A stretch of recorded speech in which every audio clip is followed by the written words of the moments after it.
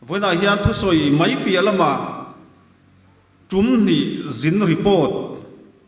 pek tour cái này à hay kan president po hiền với na ron kal thei lo thu mi aron silve MPCC president te chu boy don te lul ne ke ni thu soi hun na te chuan na chul poi mo te po lo thok ve ang miang ti ngai dan kan lo nei la in tlarung takin voina Friday political session aron kal thei lo tur thu mi aron sila mi ngai tlom party suai tu kan nei hi congress tan chuan tak ani thu soi lama chuan atimi vaklo mai theya ma se mizoramin suai tu kan mamo hi ti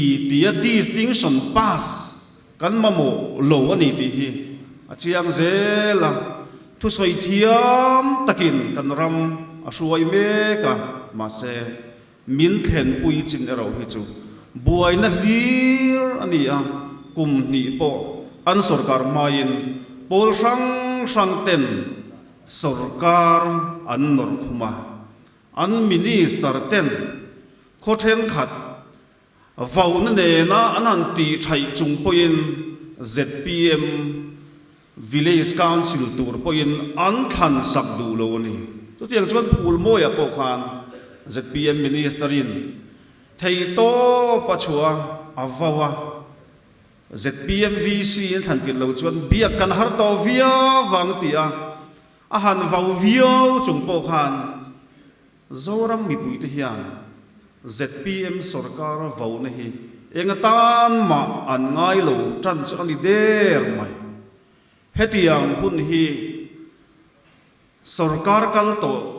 ate po khan congress ate MNF ate po alo te po ni mai thei ma se atop lama an sarkar top lama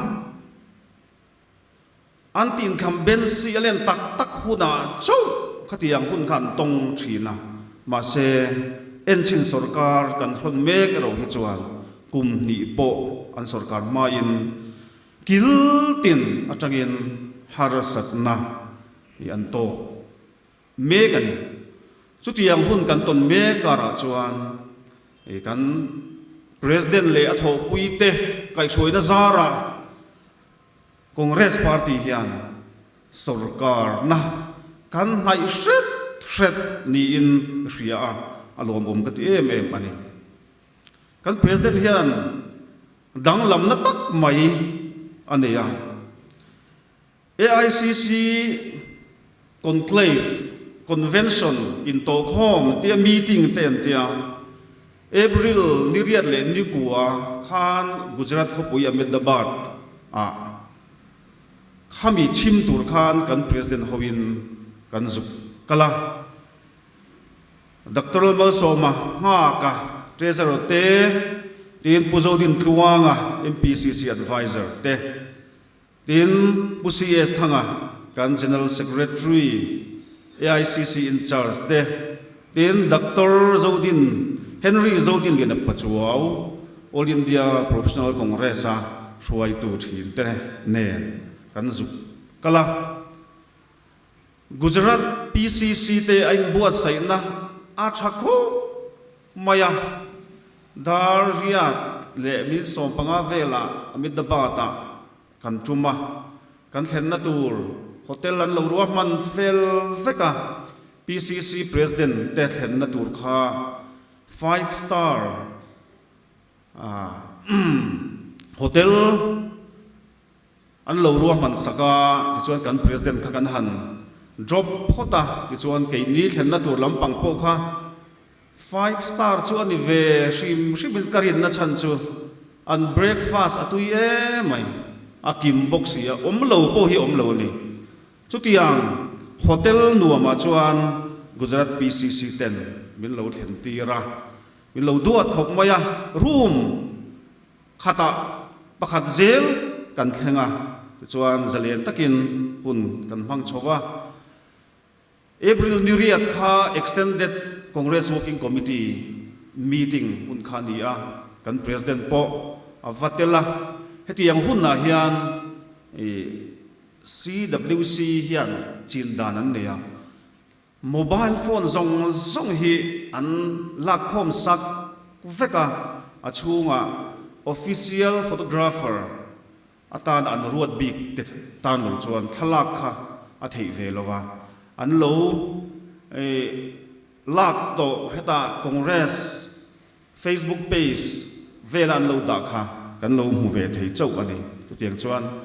kan president te po ka tiang khan an phone te kha enge an lo da khom tira an duang in thalak te hi an nei thei lo thin zo ani chumi ni April New Year chuan Dr. Mala Hovin Gujarat Bhavan Congress Bhavana atu AICC meeting kan lu na tur gate pass te kan va la a ti chuan mat magandi a chen na mun gandhi ashram te kan tlo ho a chuan hun thatak kan manga chumi kan tlo zo nu tlai darli lama chuan extended Congress Working Committee khan Gandhi Ashram akhan function ursun tak ani All India Congress Committee na Ahmedabad athan na chan chu Mahatma Gandhi kha Indian National Congress President kumza ani cham alo ni boka tin Iron Man of India tia Sriat Michak Sardar Vallabhbhai Patela enge pian cham kumza somnga na alo ni boka tin kum saka zakwa somruk pakhata tangkhan AICC meeting hi Gujarat aum to lo ani kum som thum chuang Gujarat hian sarkar na kan la to lova amero chu Rahul Gandhi an Modi achowa I chor chuana state atang hian kan ne chan don che antia Gujarat atangin sang ni som ni pakua a Lok Sabha in thlan campaign tur hi tuna hian bul kan chan to ani BJP ida sakho zalen na lungphum asoi hin zel dante ti tuna Muslim chungchanga BJP sarkar a inrol thu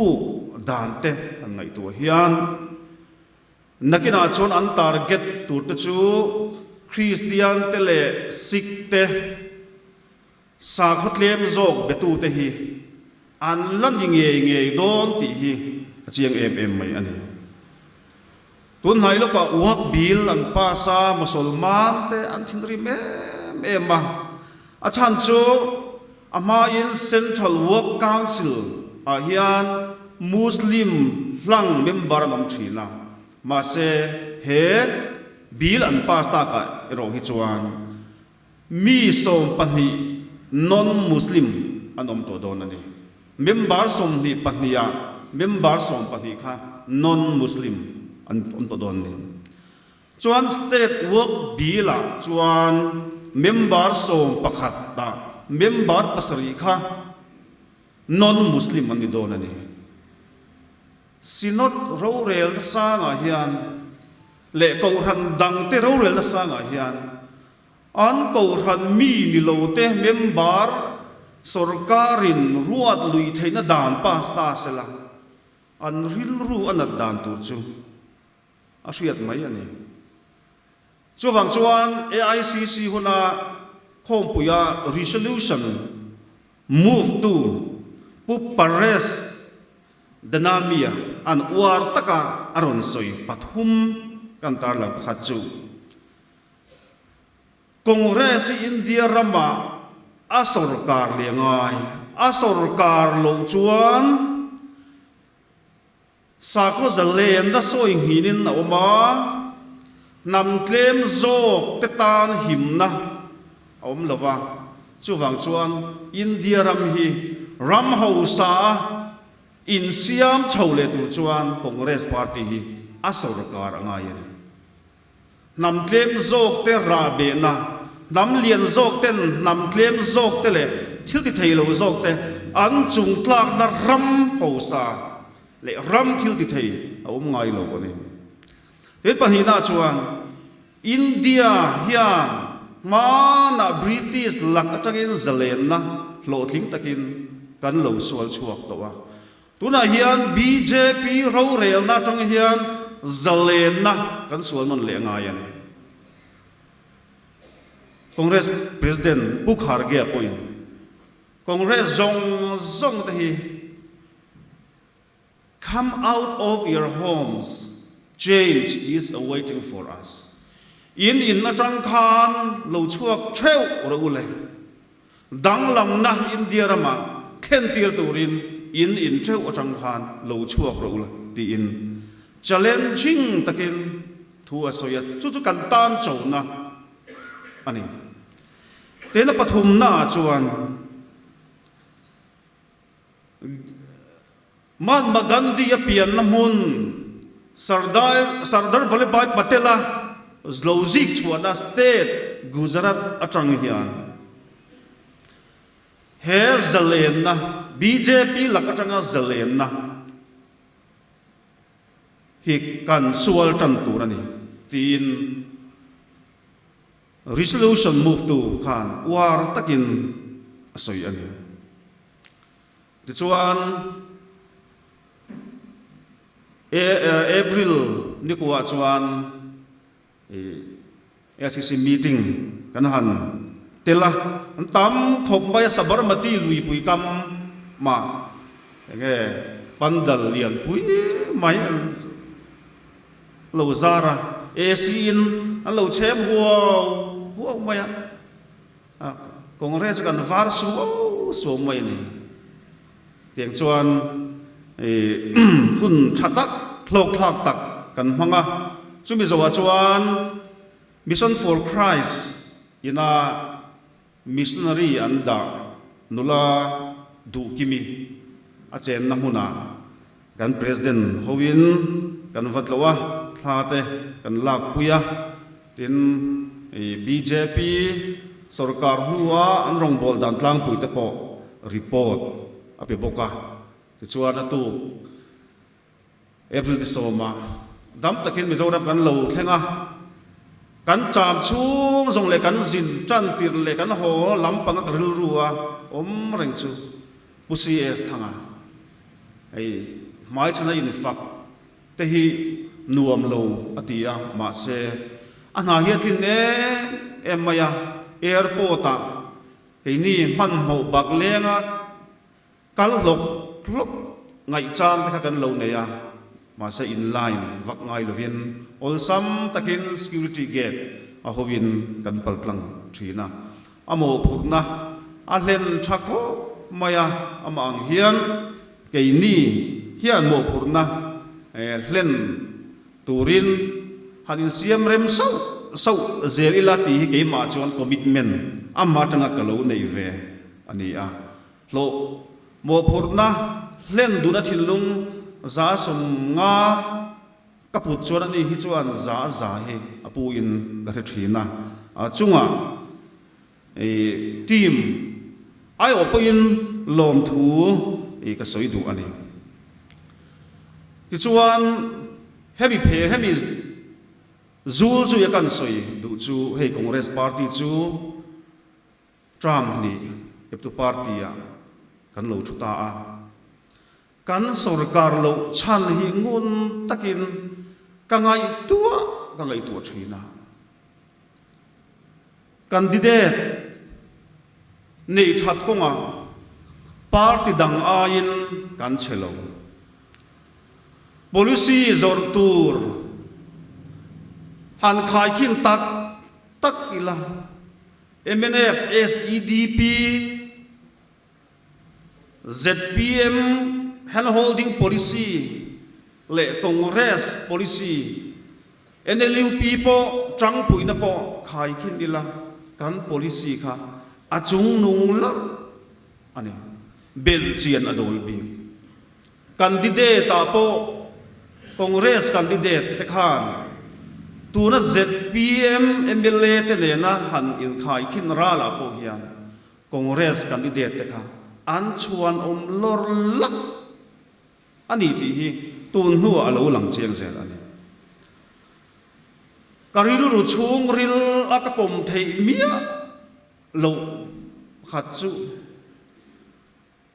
congress party kan sarkar lo na tura tual chou party pani ten BJP chan puina an lo dong thin ti lo lang chiang zel hi ambak katia pom har sa kati ani hei hi ZPM le MNF te pon tun thlengin an la phami alone Gujarat kan zinni April ni sari khamonde yadia April ni saria namruna MNF president puzoram thangan thu asoya chu athu soya chuan Union Home Minister BJP Hindu Pachal pu Amit Shah ne anin biak dan chipchia tak namruna report apea BJP ne na anlo in thian that to dan te mase ramri buaya wang le thil dang wanga an inkar athat vak to lo awanga kum sang ni som ni pathuma BJP in ZPM lam an hoi tak dan te report ape ani Congress kan sarkar lo na tur hian kan elpui kan thian te tual to party pani te hian Christian thinlung atanga pom thei mia lo kan sa ko zalen na min soing hin sak mek tu BJP te kut atang hian eng emo hi chu an lo dong ani ti hi achiang ani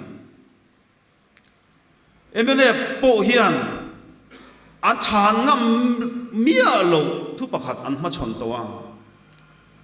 November ni somthum sang ni somnia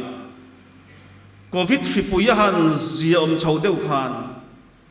BJP national spokesperson M Kikona Nagapa khan aizol press ta pason press conference akawa chua press conference a chuan chia takin MNF hi BJP wanga chak anni atia an sarkar chung zong khan MNF te khan kha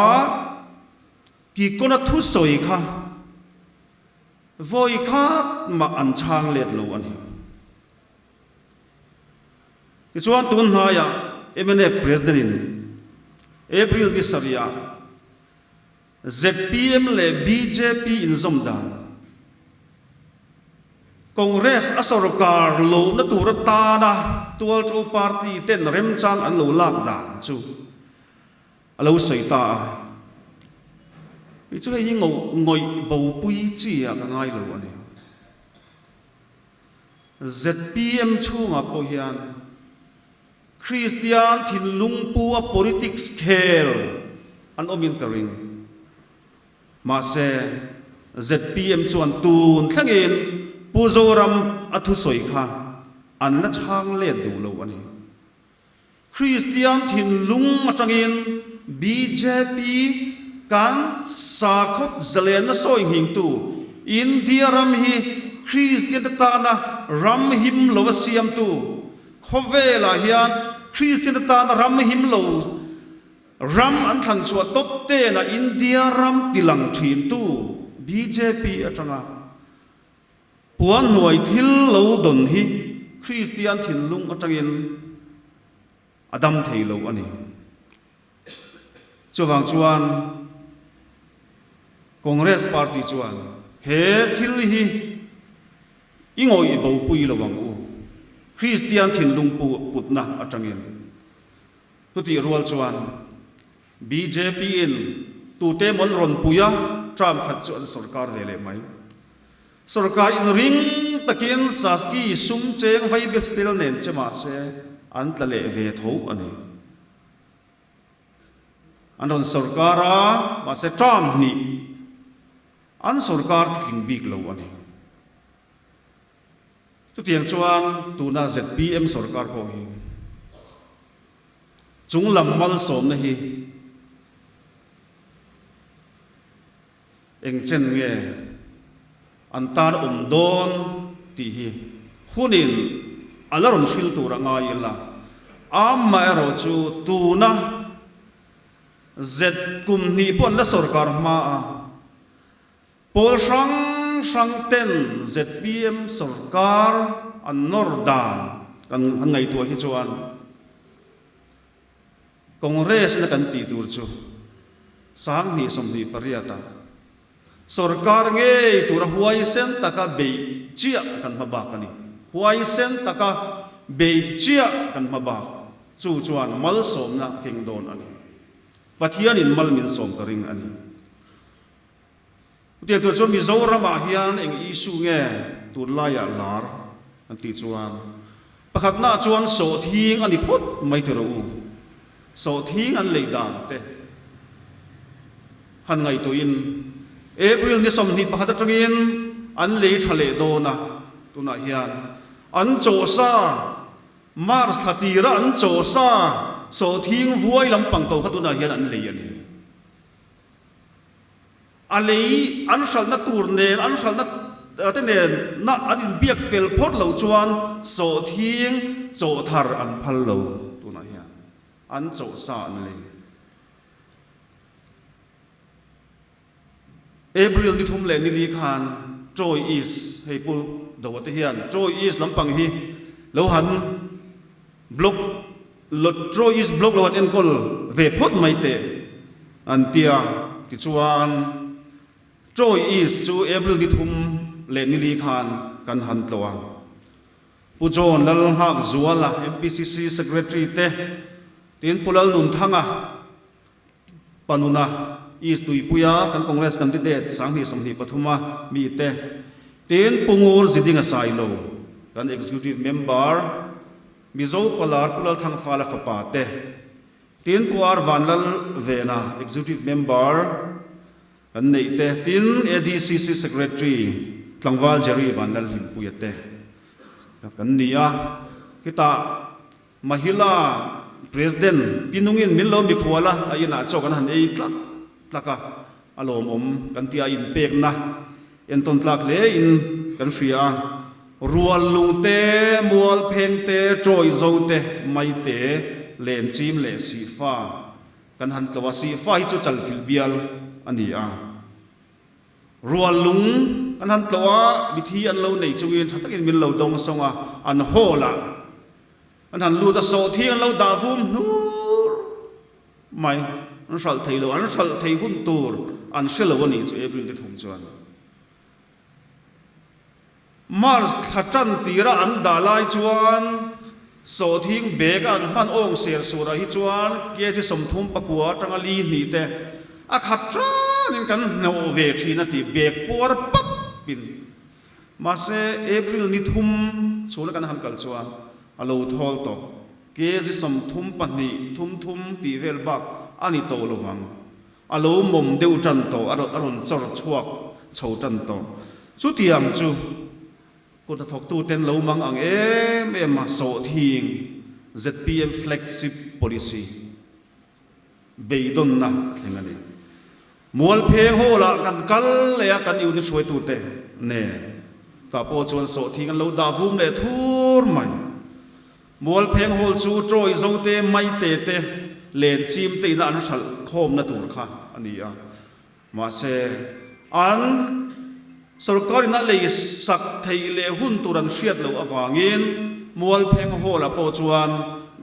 phur tam ngam lovin an mani kot ka ya te an in nuwa ya te kong pui dunga te mai te phua phi chuan len chi ma po an lo da vu thur mai ni chu sarkarin kan leyang tia hriat tirna chuale อันเลยตักตักนี่อินการนิทุมนิลีเวลเจ้าอันนี้ข้ามีหุ่นชงคานหล่อฟ้าและเทโลตันจวนโซทิ้งเบกโซทิ้งอโจตำเทโลอลินตำเทโลอันนี้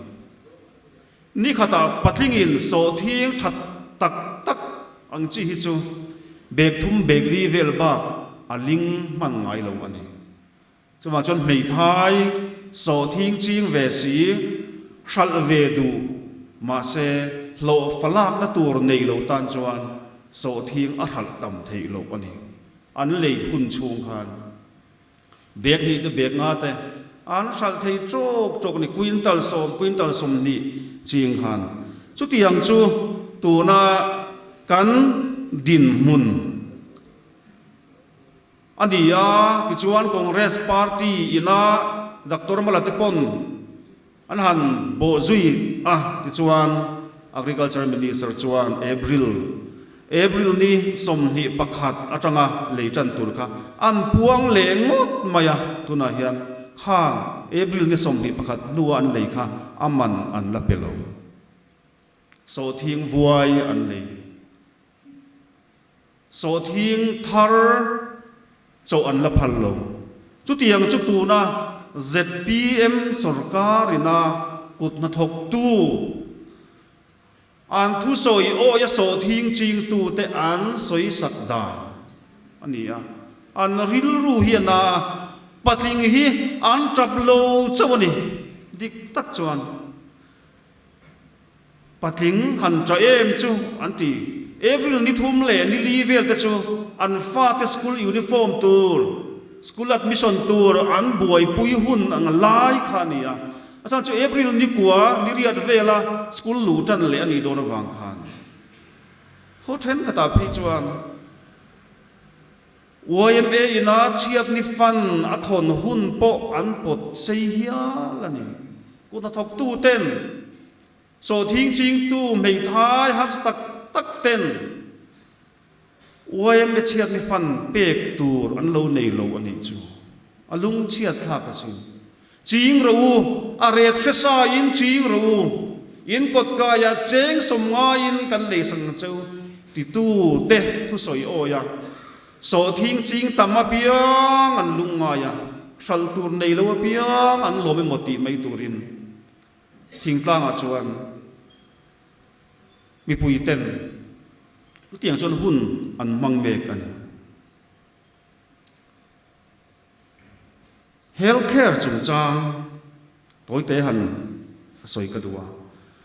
คอนเกรสหุ่นลายเฮลท์แคร์ลุกค่ะMNF เลเซพีเอ็มที่อันละเสียมเทมีอะไรวะเนี่ยคอนเกรสหุ่นลายจวนมีปุยบันพักินเฮลท์แคร์กันกัลปุยากันสรการอัตบสังนิสมปริยัตอโลเลียมเมวขจวนเฮลท์แคร์คอร์ปัสฟันนักานคอนเกรสิน MNF ค่ะเจงไวเบลเซซาสมงาปังจวงอนุเชียนยาที่จวนMNFฟินาหันกัลปุยเวียมีปุยเต้นเฮลท์แคร์จงจางอันเบสอินอัตแลนติอัมสัลไม่เนี่ยเฮลท์แคร์อินเซียลูมันไวตานเจงจังหิอันหันบิตุกากาดปูลในตานเจงสังขัดอันหันปุ่นชาวดอระจวนกาดวาร์ในเล่เรชันกาดในเหล่าตานอินเซียลูมันข้า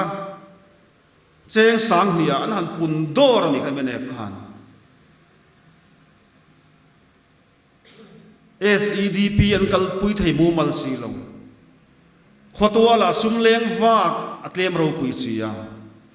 สังนีสมนีปฐุมาอันสรการตบกุมขานมิโซรัมสเตทเฮลท์แคร์สกีมาช่วงก็อินเซียลุจูช่วงก็สิงทุ่มสังกัวอันช่วงโอรนี่คอนเกรสหุ่นลายน่วยขัดอินเซียลุดลิงชินค่ะMNF หุ่นอาลูเลียมโดนเมวจวนช่วงก็สิงทุ่มสังกัวบอดเวลเจ้าอินเซียลุดดูอันอันนี้ mi pui ten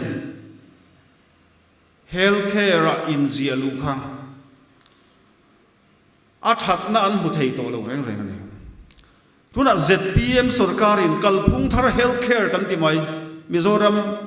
universal healthcare scheme hi thawm tak lagin cashless antia kan zirlai ten healthcare a hian research antia project te ka ti tira chunga an finding panip chu kan soyanga pakhat chu reimbursement system kha MNF hun lai khan cheng vai bel che somsari pakhat te an batlin thin awangin dam lo ten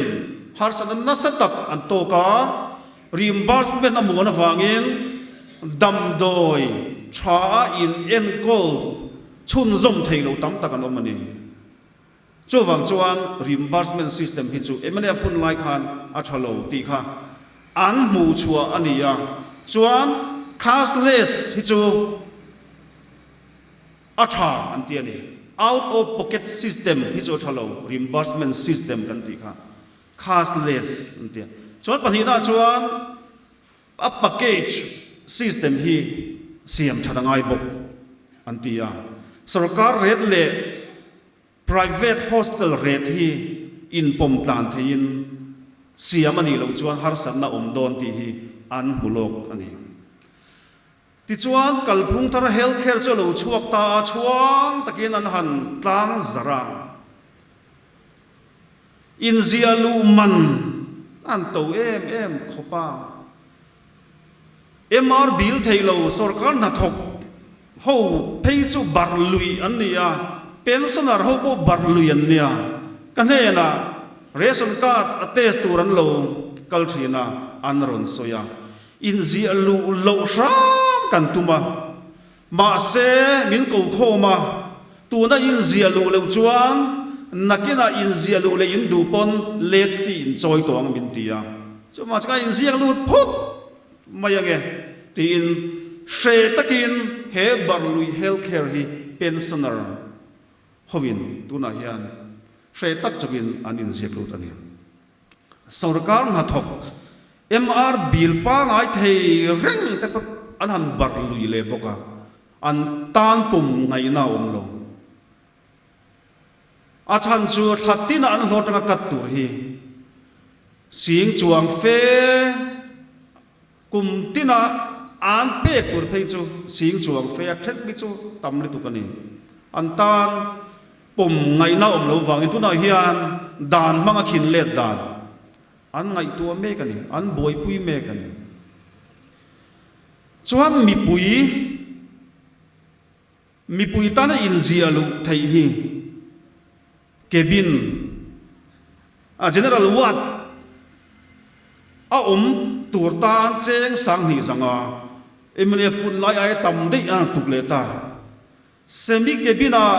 kan du chuan cheng sang ai in jing lu ta cabin private ward kan du chuan cheng sing khat in kan jing lu ta ma se a package system kha private hospital ta na pom thei ani lo wangin chu kan research scholar le kan project boi pui tu ten hetiang package system in khuang rual lo lutuk hi chu lekina harsan na la thengang an ti chia kha an muta na lo ni ta ni chu ZPM universal healthcare system kalphung thar healthcare anti ma da in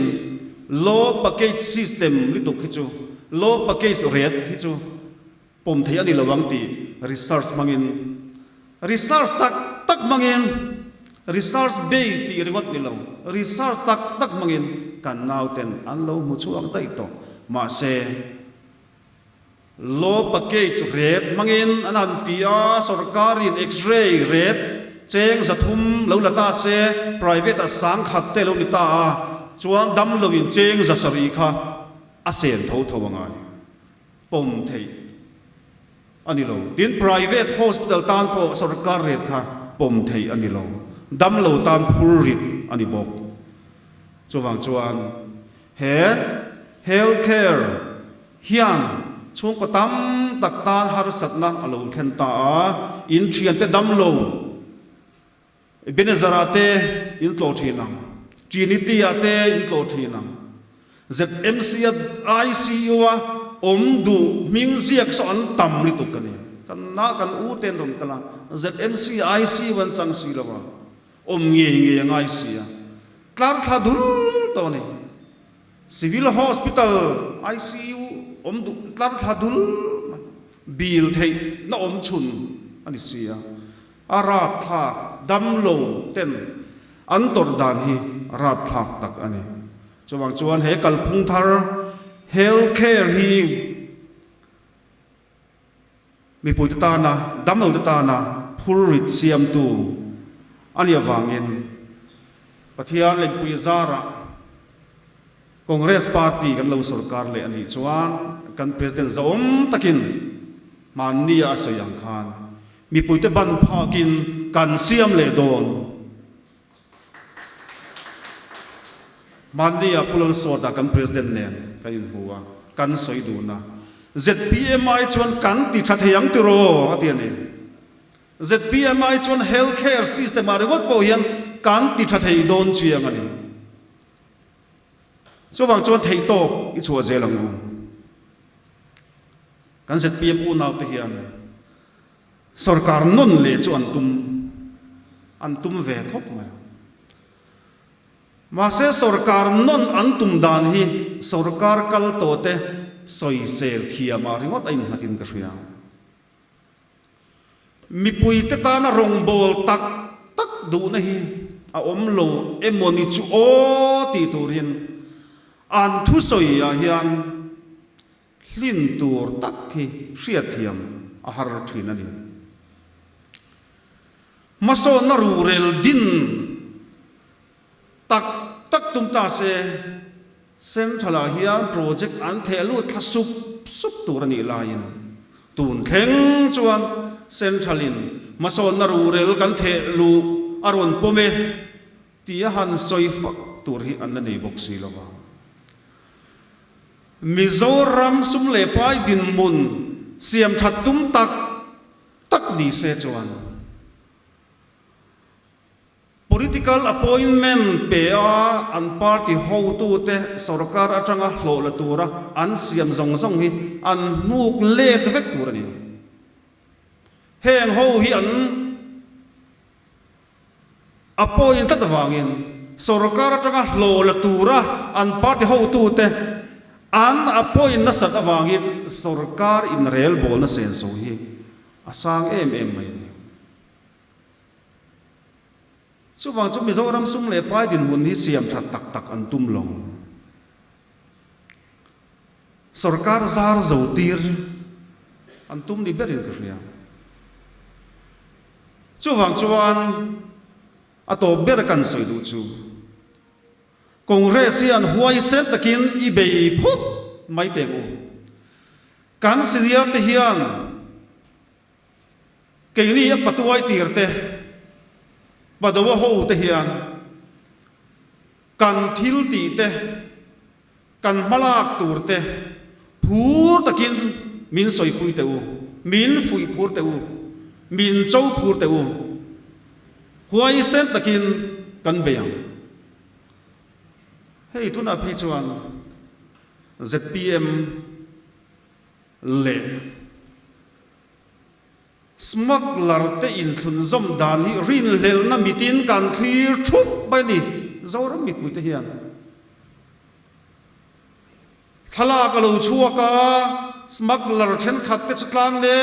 takin minister te thil ti na te an lo lang ve thei zel han bu hian he ram hi chan chua angai zia alang chiang ani tuman ZPM minister tele smuggler te anin thun zom ti kan soingam to lo FIR ani mai ipon ka soingam lo ni hi ma se mi puiten zo na kan nei ni kan ru a hian zo na kan nei ya zo na ZPM minister te chowin a chan an riat zona zoram mi puti hian kan nei ani kan ru in izot zelang u kan soi chuak ngam lowa social media kan pholang ngam lo ani poin hetiang in thun zom hi ramhel madik tak ani ti ria in Congress party chuan kan do tur ani idawang huai sen takin kan kal na piang ei sayang u a fin fiana tatalong chuwang chuan Congress party sang hi somni pariata kan sarkar le na turta na be sei na min petu pakhat chu mania kan zirlai te an chung ko thil tia kat sob na ka ni ron pe in ron lenga sar kan pro Congress to te mai ni o tia ni chu a chan chu thalai le khathiam ko le sa te po thok tla ka pathiam ho hi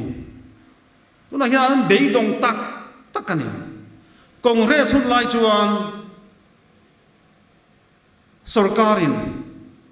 guest lecture tour guest faculty tour thingtlang thok tour khopuya in dailo na phruk turin ala kum som an tho chuan an het don ti an in shria thingtlang a po mila kum som chel taka ka tho chuan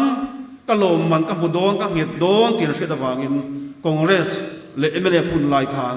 phur takin thalai le khathiam chuak thar ten college na huang an lu chil thin ani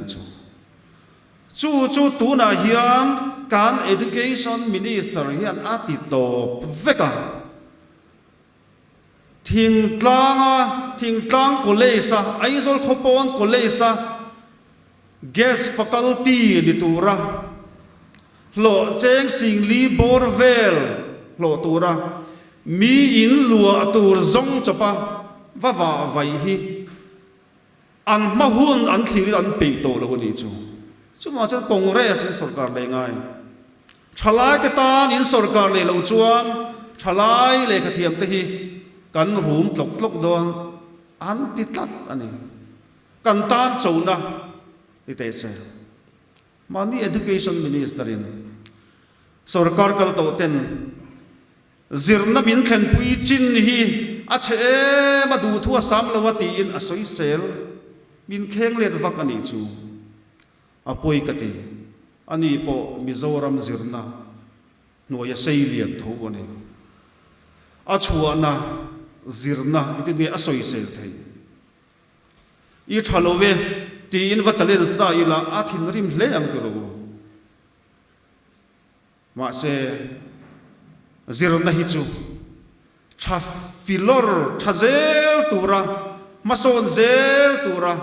kal ani awangin voi le khata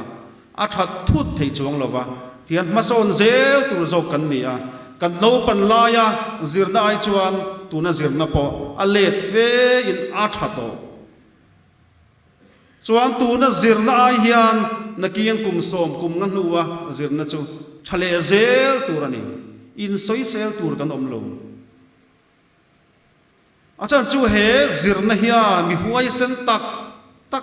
nam ta na martarangam ramle nam mangai tu tak a cher chuak ve treu to ni zirna chet tak anga in chua chu ke karuru ana he Mizoram zirna hiyan zoram mangai tu tam tak alo cher to wa mani in phata zoram ta na in hlan ngam nam pasal tha tam tak alo cher to bok chu wang chuan mani zir chuana dem zonga soi chu ke ka ti thei der lova ti khan nge war takin thiam lo tak chungin kan soi ani kalome